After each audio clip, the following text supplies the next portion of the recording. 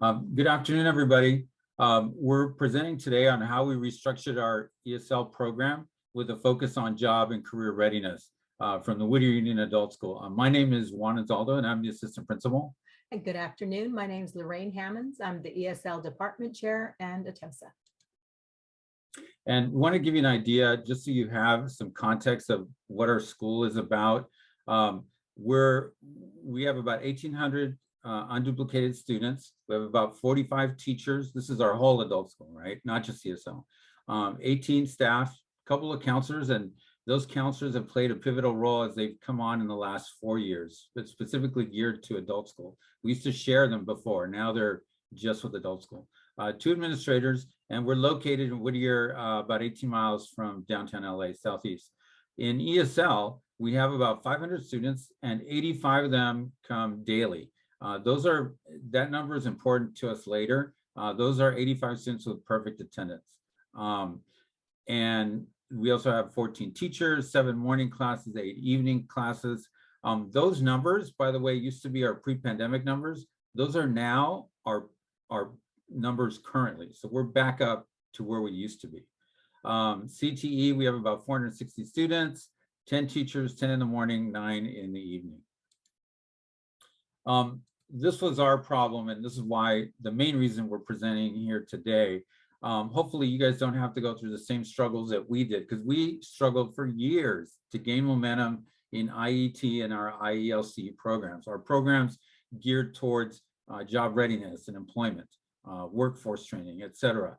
You know, first those programs were okay, but even when we got a lot of help from Margaret Task and Lori. So the programs, the classes we made stronger, much better, right? But even when we made them great, at least we thought they were great, we still didn't get a lot of students. So what we realized eventually this last year and a half, 2 years, is that you got to create an easy access and convenience for the student for those numbers to go up. Now our numbers are very healthy, and it's because it's easy for students to take the classes. So for example, we have our ESL morning classes are 9 to 12. We put the IET, the first class that you're gonna hear about, is embedded in the class, but the class that they go and take separate from ESL is offered 12 to 1. Make it convenient, right? And on our campus, even though we're on the same campus, it felt like there was a great wall of China between our CTE classes and our ESL classes. It might as well have been. And now we're starting to bridge that gap. We always had stable ESL program with good enrollment. So it wasn't that we didn't have enough ESL students, they just weren't taking the other classes. This is something we found out when we did our first consortium data share. Compared to the top performing adult school in our consortium, we had lower measurable skill gains and therefore lower pay points. That was troubling, right? I mean, we walked to the parking lot, my principal and I remember turning going, should I resign now or later? Like when we saw those results, and we were okay, but not compared to what they were doing at the other stronger program in our school, in our consortium. So we advise you to work with your consortium members. We have reasonable technologies, resources, but low levels of training for our students, which became apparent during the pandemic, and wide spectrum of training levels for staff. Okay, so what we had to do is we had to really look at ourselves on what was happening. In ESL, I've been an instructor here since 1999. We had been using the same textbook for year after year. Most of the program was kind of stagnant, and people kind of did what they wanted to do in their classrooms. And so now we have really re-envisioned to not only focus on language development, but really with a focus on job and career readiness. And now we really are data driven, and we really consider the IELCE in everything that we do.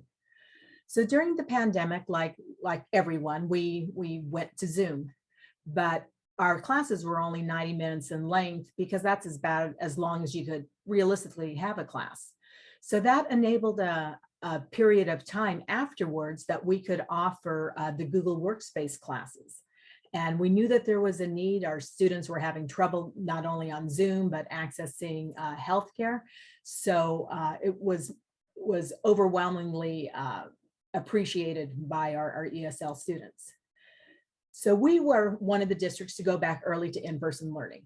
And knowing that that was coming up, I was fearful for my ESL students that they would be losing out on the Google Workspace. So I came to Juan and Margie and asked them, is there a way that we can figure out to maintain this program within the allotted time?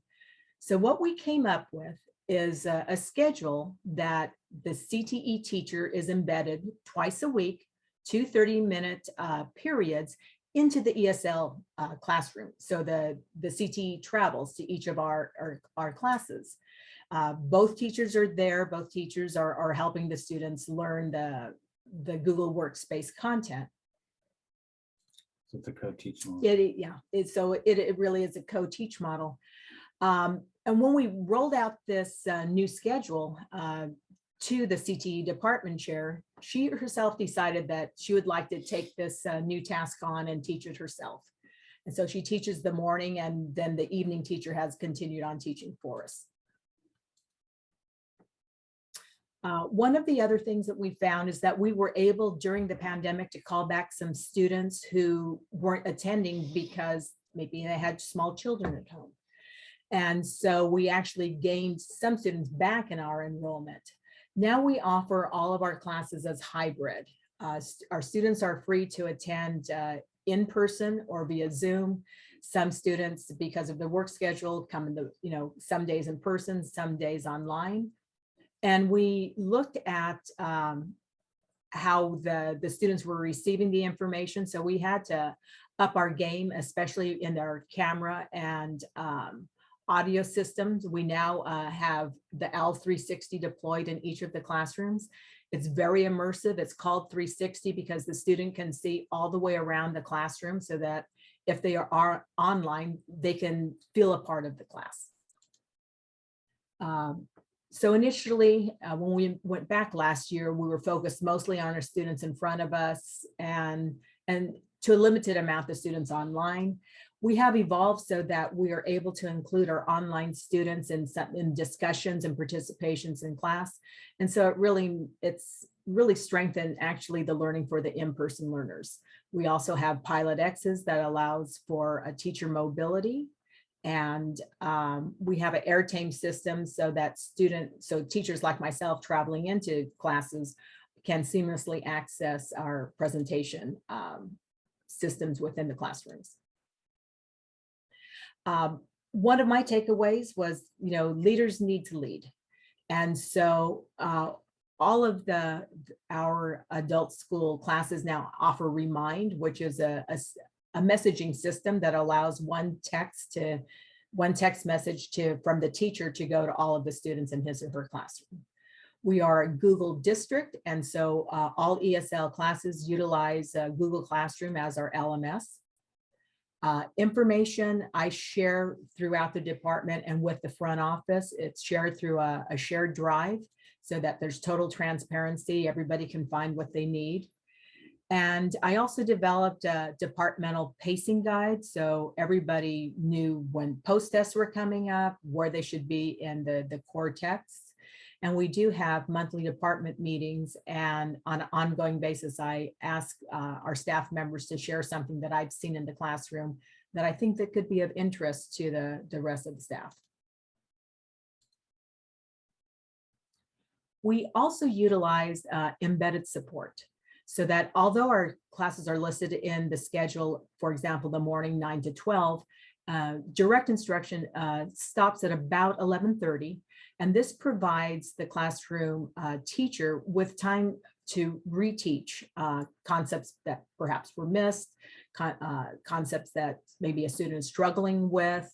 And it also allows for an ample amount of time to have writing into the classrooms. And sometimes with the schedule, with the embedded support, you work with a smaller group of students or a one-on-one, depending on who's struggling in the class.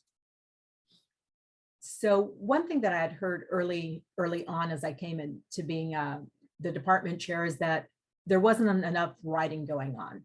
So now I've tied the writing pieces, there's one a quarter, to the co-ops. So that is now a co-teach between myself and the classroom teachers.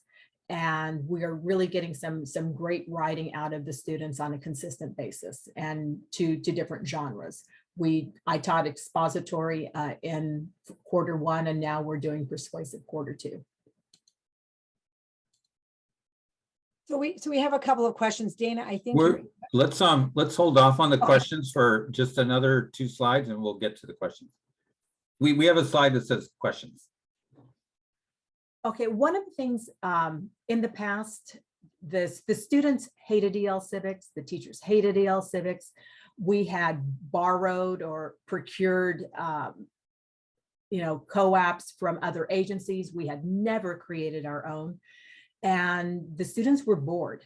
So that was something that I took on, is to find topics that were of high interest to the students, that really had meaning for them, and then to tailor the scenarios so that they were in Whittier, in our greater Whittier area. I do teach 6 a year plus the listening exam. And so we're on a schedule that we'll do, 6 this year, a different 6, and then repeat it the following year.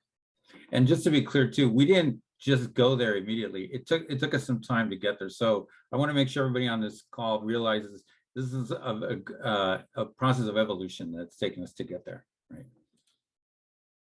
One of the other solutions for the problem was having these best practices meetings, both within our own departments, like within our own ESL department here at our school, and within the consortium. As you heard, Lorraine has every month there's a department meeting, and one of the teachers will present either a strategy or a lesson or something that they can share so that the other teachers can utilize that. Whether teachers volunteer that, or whether she sees something in a class and says, hey, can you volunteer that? We know that all teachers are rich with at least a few different strategies they can share. The other thing too is we met as a consortium. We decided that we would have best practices meetings with each school hosting one of the divisions. So like this is at our school, we hosted ESL. And if you look on the screen that's on there, and by the way, this is not on purpose, we just realized this, I realized it this morning. On the screen it says, what is one of the most effective practices you do? So we did that in small groups, and then we shared out. And it was really powerful, the message, the information we got. Additionally, that higher performing school, we were able to talk to them and find out, hey, what works, and how are you doing this, and how are you doing that, and tell us about your textbook. Outcomes. After this introduction to Google Workspace, so Google Workspace was built within the 2 30-minute sessions within ESL. Many of our ESL students then enrolled in the Google Cloud classes. These were outside of ESL, right? So what essentially became a pathway. The first class within the ESL class, the second one out at CTE, and it's taught by a CTE teacher. No surprise, now for a lot of our students, they feel comfortable with the CTE teacher. They feel comfortable with the department chair who's teaching it. So, and our CTE teachers see our ESL students in a different way, where it's not limited by their level, their ESL level, right? We restructured the schedule to allow for a smooth flow from morning classes to early afternoon. Again, for us, that's 9 to 12, and then 12 to 1 for the afternoon class. The CTE class was developed in that first step in the pathway. So this was the class that was within the ESL class. The second step, our administrative assistant class, that's outside of ESL. And once we got that second step, then we call it a pathway, and it became a pathway. And this, again, this is where I would suggest work with your CASAS reps on this. Lori was really instrumental with us in figuring out how a pathway could really work. And it didn't just happen overnight, but I think, again, working with them I really suggest it. And in this case, where it's a second separate class, that's an alternate teaching model. The outcomes speak for itself. If you see, these are how many ESL students are in CTE. If you look in 2017, 18, and then 18, 19, we were already, that was before the pandemic. We were already starting to see a decrease. When we were charged with coming up with a continuous improvement plan, We met as a leadership. We identified this as a problem even before the pandemic, because we shouldn't be dropping. And so we started to implement a lot of these structures beforehand, but during the pandemic, it really brought to light some of those areas where we were not doing well. And as a result, you can see already still in, was it 2021, already starting to see growth in IET, IELCE even during the pandemic. And then obviously 21, 22, big jump. Now, I want to show you something. These 85 students, these are not all of our ESL students, because I think some of you might say, well, they just put ESL, CTE and ESL, so of course they had a jump. But no, these are just the 85 students who come every single day. So we know they had every day of instruction of that CTE class that met twice a week. Now, here's the other thing that's important, especially for administrators out there. About half of this right in here, these are students who are taking a separate class outside of ESL. So if you compare apples to apples, this to this, we're already experiencing similar numbers of students who are taking that IET class, and it's not embedded within the class. This is more like part 2 of them, for them. And we expect next year for that jump to be even bigger. These are our measurable skill gains. If you look, these are levels, right? So this light blue is level 1, the orange is level 2, ESL levels, right?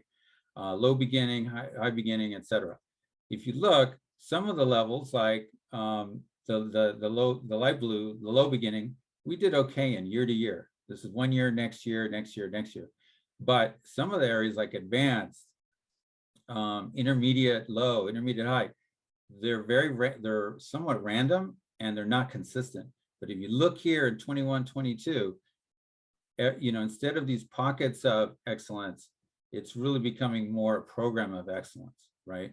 Looking at these skill gains where they're at with every skill. So it's not just based on, oh, there's a good teacher in there, it's a good program.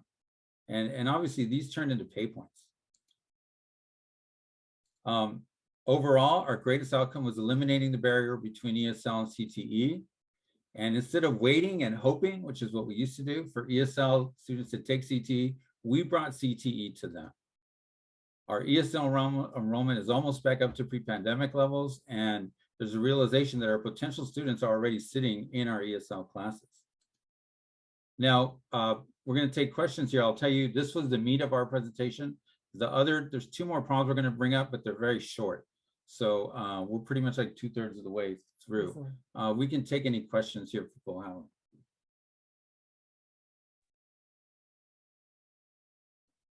Hi, I have a question. This is Kathleen Peterson from Garden Grove. When you say that you have the CTE embedded in ESL, was that actually part of the curriculum? No, for the office clerk? Well, Yes, a combination yes. of both. The CTE instructors bring their curriculum into the class. So for those 30-minute periods, it would be as if we transported the students to the CTE classroom. But Okay. Logistically, it just makes more sense to have the teacher travel. But those 30 minutes are absolutely 100% CTE instruction. Okay, and was this all levels? Yes. Okay. And Thank I you. think that's sometimes we have to slow down a bit for the lower levels, but our morning teacher does not speak Spanish, which is our primary, second language. So it's the results have been just extraordinary, but she's a remarkable teacher that knows to teach one thing, and then the 2 teachers in the room will circulate and make sure whatever she's asked them to do, everybody's checking everybody's screen, then they'll go on to the next. And one anecdotal thing I'll add that I think is important. She stopped me.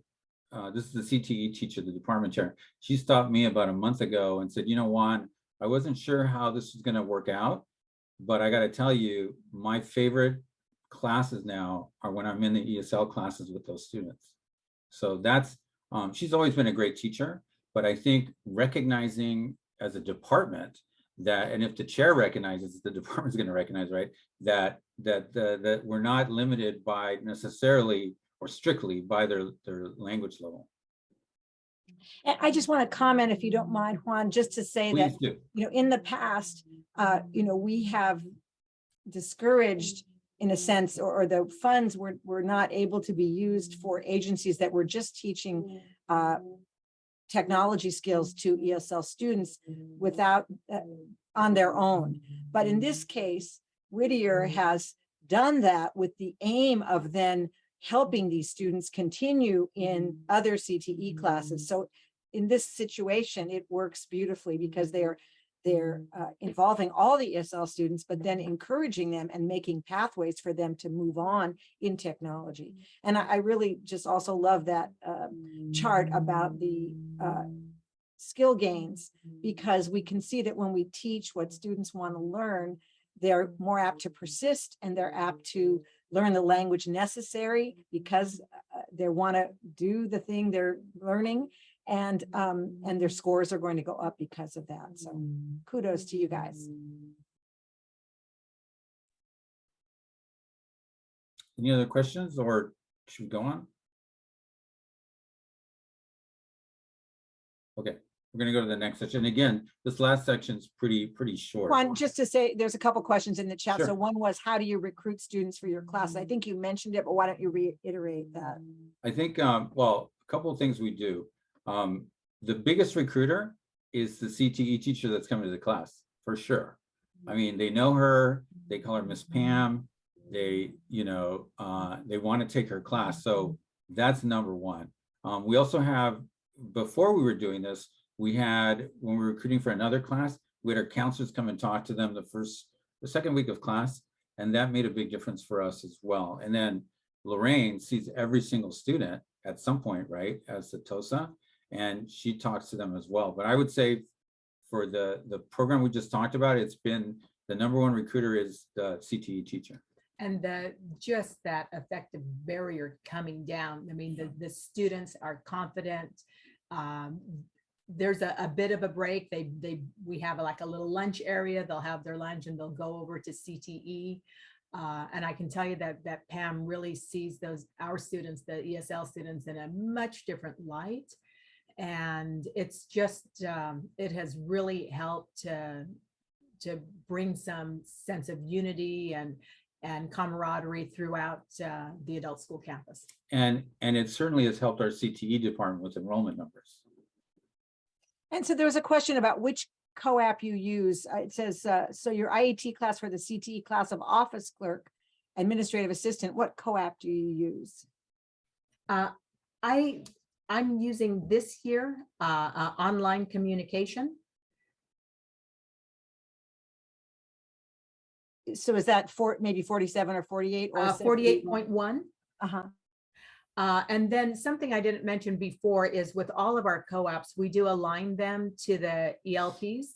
So which are the English language proficiency standards.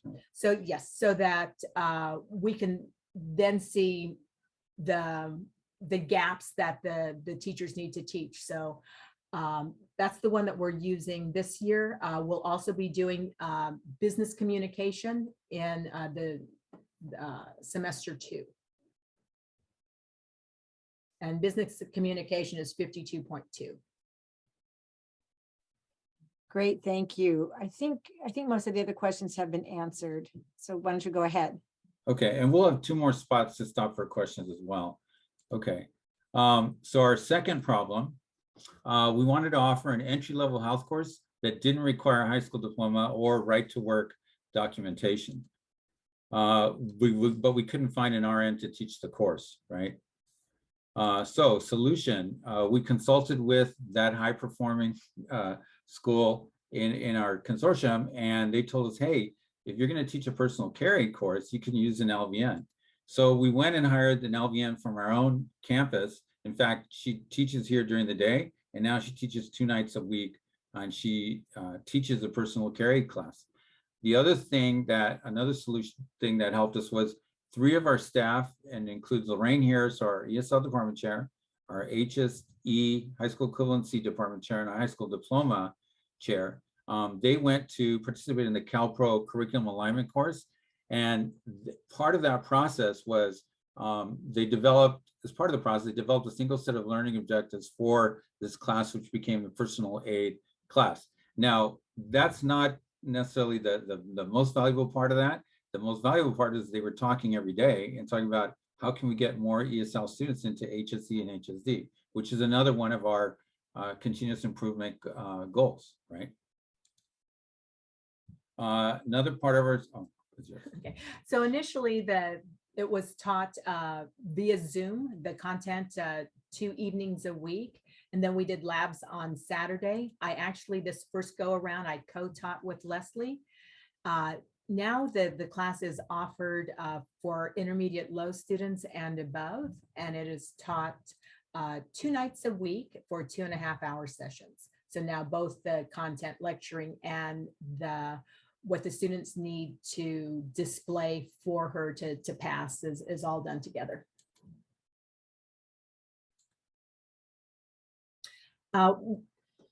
This personal care aid is something we had wanted to get off the ground for a while, knowing that some of our students, don't possess the right to work or a high school equivalency.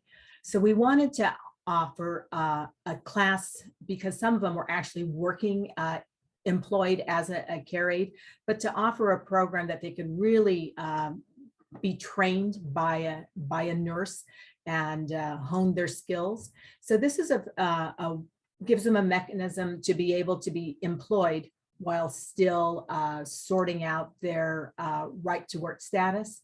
And for a lot of them, they're also now co-enrolled in high school equivalency so that they can afterwards matriculate to the community college to become a CNA. With our program, we've had 100% successful job placement. any questions? So one of the questions is, do your CTE instructors have CTE credentials? Yes, all of our Yeah.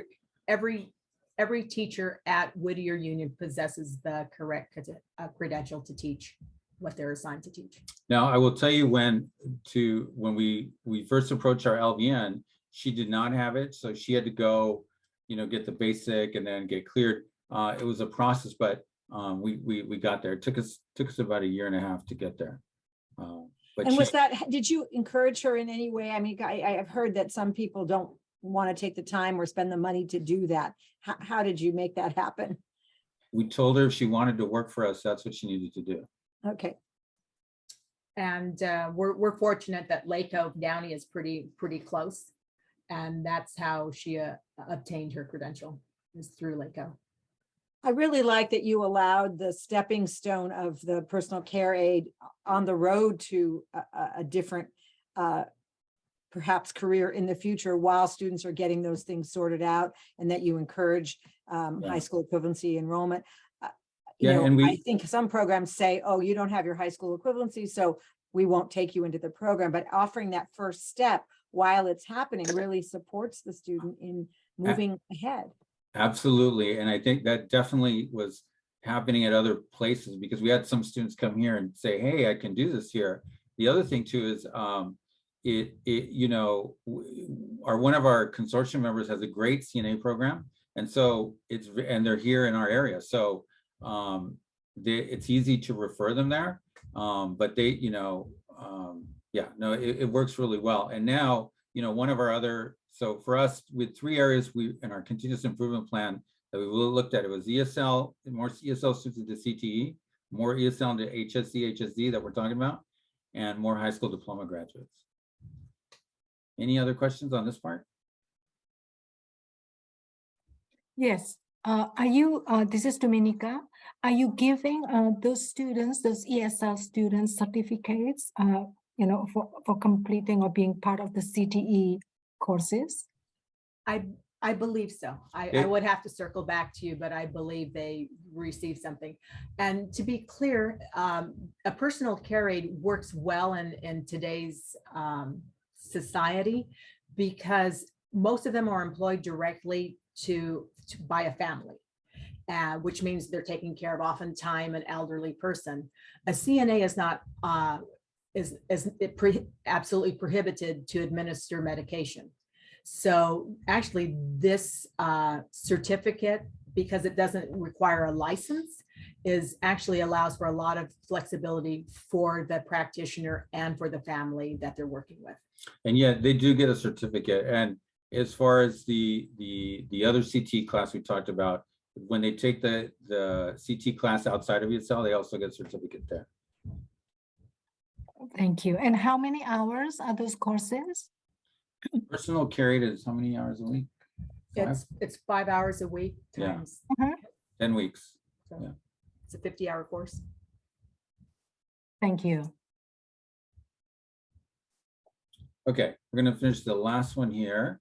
Our last problem was we had very few ESL students enrolling into HSE and HSD. For all intents and purposes, for our students, HSD is ESL students is the path to take for us. We used to have a common belief, and this included myself, that ESL students had to finish ESL before they enrolled in HSC, HSD, or CTE. And we definitely have moved completely away from that. We work with them, right away and getting them in some sort of program so they start to move towards that goal.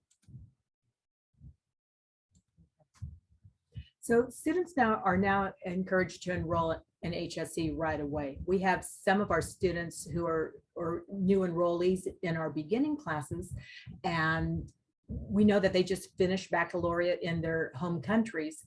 So we offer the HiSET program here, which is 5 tests. And the beauty of that is twofold. One, your diploma does not say Spanish, but 2 of the 5 tests, you can take them in a combination of English and Spanish. We offer prep for HSE in the hour directly after the ESL program, Monday through Thursday from 12 to 1. And that teacher is also available on Fridays from 8:30 to 12:30. Having our counselors available for our students, for all adult students, has been just a godsend. While Juan and I were preparing yesterday for this presentation, our counselor came in with a longtime student that I know well. Her name's Diana, to let us know that he had just enrolled her concurrently at the community college. And I can assure you, I had tears in my eyes. I was just so That was proud. a pretty emotional moment. And just to be clear too, the counselor, one of our counselors who works with their CT students primarily, he can understand basic Spanish. He can barely speak it, very little. And the other counselor does not, but they're still able to work with our students quite well, actually. Here's clear outcomes. You can see our ESL students have moved into HSD and HSC in big numbers. And these were, even if you look at the gray and the yellow, that's during the pandemic. So we had increased in enrollment even during the pandemic. We didn't see a drop off at all. It's like, it clearly works. And it's not just enrolling into HSC. I was just informed by my advanced teacher that we have a new grad as of yesterday.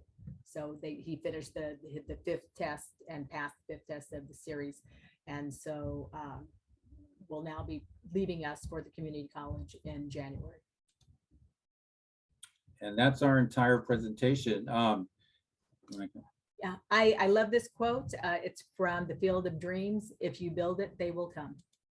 And I know our email's already in the chat anyway, but it's right here as well for you. But thanks. Let me stop sharing the screen. So one of the questions, what about non-Spanish? Let's see. I'm sorry, it moved for me. We are getting large numbers of Afghani and Ukrainian students. So I guess the question is, how would you handle those students? That isn't a problem. Actually, we have, I think we counted like 80 countries represented here. Although Spanish is a large amount, our Asian community has grown, and we also have Russian and Ukrainian students. Even as our beginning low morning teacher does not speak Spanish. We are English teachers, and we try even at the lowest levels to be in English 90% of the time anyway. So all of our students are improving. And again, our morning CTE department chair who teaches the Google Workspace, she's a monolingual. So she's always in English. Thank you so much. You know, Dana Roscoe Mensch said, this is great. I love when barriers are eliminated for our students. And I have to say your model of working with your students to enroll them in HSC and HSD right from the beginning, because they're bringing skills from their countries, is so empowering. And eliminating barriers is just, you know, I've got to highly commend you on that. I think this is the purpose of the WIOA program from the beginning. It has been not to wait until students have quote unquote finished ESL, but to help them get their HSC, HSD, enter CTE so that they can get the workplace training and get jobs and work towards their goals, the reason that they came to the United States. So thrilled to hear about your program. I think too, I'll add that our principal, you know, when we had cuts, I think it was 4 years ago, 3 years ago, you know, when most of us were experiencing some sort of cuts, our principal went to HSD and HSD and said, hey, we either got to increase numbers here or we're going to have to start losing staff. It was a one sentence edict.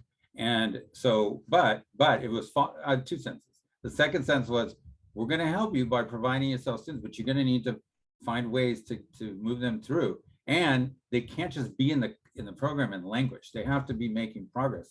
So it was in our staff's best interest too, in HSC and HSD. And now the numbers are back. I mean, we're increasing. Yeah. So ESL had 6 graduates last school year, and we've already finished 3. So we should be on path to break our number from last year. So meeting the needs of the students and helping the school at the same time to grow and be robust. That's wonderful. Everybody wants your slides. I think they want to be able to show their staff and administrators your gains and those beautiful charts. If you're willing to share them with me, I will send them out to everyone Sure. with my slides from this meeting. Sure. Any last question? You know, one thing I'll add too is Sure. a lot of this, it's apparent that it goes to, you know, leadership. Like Lorraine, I yesterday, or no, this morning I said, oh, she came in and I said, you know, my boss is coming in. And Margie was laughing because she's like, she's our boss. I mean, she's a firecracker in terms of like, hey, here's where we can go next, and this is what we can do next. And we're, you know, as administrators, we're trying to support that as much as we can. Every once in a while there's a no, but 95% of the time it's a yes. But I think really, you know, I think what the plenary speaker said again at the CAPE conference last week, he talked about not just making tiny fixes here and there, but disassembling your product if it's not working and reassembling it differently. And that's what we've really done. And part of that is because Lorraine, I hate when she goes to a conference because I know on Monday or Tuesday, I'm going to hear about the 3 things we need right away. We need yesterday. So I think that's a big part of it that I want to make sure is clear. Growing and changing. We've got some hands up. Dominica, if you're still wanting to have a question. Dana next, and then Karen Felice had a question also. So Dominica, Thank you, Lori. Hi, I was wondering what kind of learning programs or platforms are you using to support those beginning level ESL students who are interested in getting their HSC diploma? Okay, so our bilingual HSC teacher also teaches the advanced class. Right. And we kind of pulled her. I was finally able to get her to ESL from where she was teaching over on the other side of campus. And I know that she uses Aztec, but before we get there, she has other programs available. So, you know, the reality is we have some students who are coming in that are college graduates that run through the HiSET program very quickly. And it's actually more economical for them to pay the $150 to take the test than it is to have their transcripts from their home country translated. So that's what they opt to do. But we also have students that maybe only attended through, you know, 7th or 8th grade.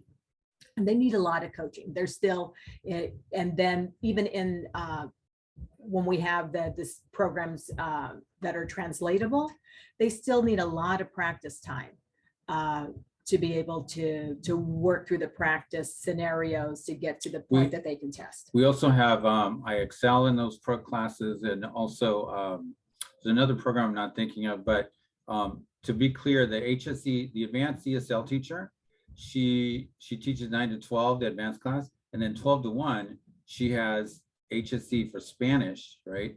And that's for any level, Monday through Thursday, and then Friday morning when we don't have ESL classes. So that's a huge part of the system that works well for us. So She's those are great. not- She's phenomenal too, but the system itself is built to succeed. So those are Dominica, did we multi-level answer your question? classes, correct? Pardon? So those are multi-level classes, beginning ESL and maybe beginning high, intermediate, low in one class doing HSC. Yeah, the HSC classes, well, they go in one room, but they're all doing the individual programs. Okay, got it. Yeah, independent. Thank you. Yeah, and there's probably like 2 teachers and maybe 1 or 2 aides in that classroom able to work with them all at the same time. So IELCE and STEC. Okay, thank you. Yeah, there's a third one too, and I'll send it to Lori later. Thank you. Thank you. Dana? Yes, hi. I just want to thank you both again. You have a great model here for the rest of us to replicate, and so great work. My question though is about SB 554. So speaking about the HSE and co-enrolling students in the HSE program and or high school diploma and community college. Have you guys explored that at all with this pathway? No. Okay. It's something we're doing as a consortium, and so just trying to gather ideas and see what other agencies are doing with regards to SB 554. So thank you again. Yeah. Thanks, Dana. And if you want to put a little blurb, I could send out to the group and ask them for input, or we could talk about it at the next meeting. I'd be glad to do that for the community. I will colleges. say, I know it's utilized because like for us, Rio Hondo's our community college here. The Rio Hondo rep is on campus here once a week. And so students have access to them, but then they also go to the ESL classes and present on, and the HSE classes. So it makes it easier for them to enroll. And to Program specialists, have you heard about this with your other agencies, and would anyone like to share? Kay, Portia, Barbara, whoever's here. If not, we'll talk about it at the next meeting. I haven't. Okay. This is Barbara. Yeah, thanks, Barb. Okay, and we have one last question. I think, how do ESL nighttime students participate in CTE? I guess you've talked a lot about the morning. Can you tell us about the night? Yes, so we do have the embedded instruction into the night program. And then for the students who are working during the day, we don't have programs available for them. What we do offer, because it's just not as robust in the evening as it is in the morning, because it's the time restraints. But something that we rolled out this year is we do offer a 6 p.m. conversation class that's offered on Zoom. So and when we first offered it, we had to put it on a Friday, right? Because we teach Monday through Thursday. I thought, who's going to go to a Friday evening conversation class? It's busy. Both the day one that's offered, I think at noon or something, and the one in the evening. That's become surprisingly a very popular class on a Friday. So the reality is, I mean, nobody's going to be able to take a class at 9 o'clock. It's just. And we've tried 5 o'clock classes, 5 p.m. It has not worked for us. I really appreciate you continuing with your Zoom classes. I just think it's so important to help students who are homebound for whatever reason, and to have them be able to participate. It's just wonderful. One last question. Do you use Burlington English? Judy Moxley was asking. We use Ventures. We had used Side by Side for 20 years, and we switched to Ventures about 3 years ago. And we got that from when we did the consortium best practice, we talked to the school that was doing well. And one of the areas they said, well, you know, one of the reasons is our textbook, but also, and by the way, I'm not trying to sell ventures here. I'm just saying what they liked about it was that you could use it at each level. And it worked for them. And also they talked to us about how you get students through the whole program versus, you know, having them there for years and not advancing. The other thing we liked about Venture is that it's tied to the ELPs, and we're probably one of the first agencies to buy into it. I went up to Sacramento to CalPro, I think in 2018. So we're already heavily down that road. And appreciate you paying attention to the standards, the CCRS and the English language proficiency standards. So important for us to be, having our programs following the standards and making sure, as you said, that our students are moving along in their program and in their life school. And you know, Lord, when we first brought up the ELPs in our first consortium, again, we ran the ESL one, right? That was one of the first things we talked about. It was an interesting reaction. You know, people were open to talking about it, but there was definitely some, you know, like, is this really going to work for us? Is it, you know, how is it going to be useful? Now we're at a point where they're like, oh yeah, that's a standard agenda item for each ESL, but we didn't get there day one. Well, I really appreciate your model of change also, that you weren't doing well. You put in some practices, you got input from your consortium as to what could help you do better, and that you've implemented it. You are certainly a model program. We really appreciate you taking the time to share with us so that everybody can take a little something from your presentation and implement it to help their students. And thank you so much for sharing, Juan and Lorraine. Any last things you'd like to say? Yeah. Thank you. So again, this recording will be part of this meeting recording, and we're also going to clip it off and put it as part of the EL Civic Support channel, so it'll be there for a longer time. Thank you so much, Juan and Lorraine. Can't thank you enough for participating and sharing your great program with our meeting here. And I just want to put up our last, I just want to say that here are their email addresses, and I'm sure that they are so sharing that they would be happy to answer any questions by email if you had them. Portia and I are also happy to answer questions by email. Remember, our next meeting is December 7th, and we look forward to having yet another agency share. If you'd like to share, let me know. Hope you have a happy Thanksgiving and any other holidays that are coming up, Veterans Day, etc. And thank you so much again, everyone, for participating today. Take care. Thank you.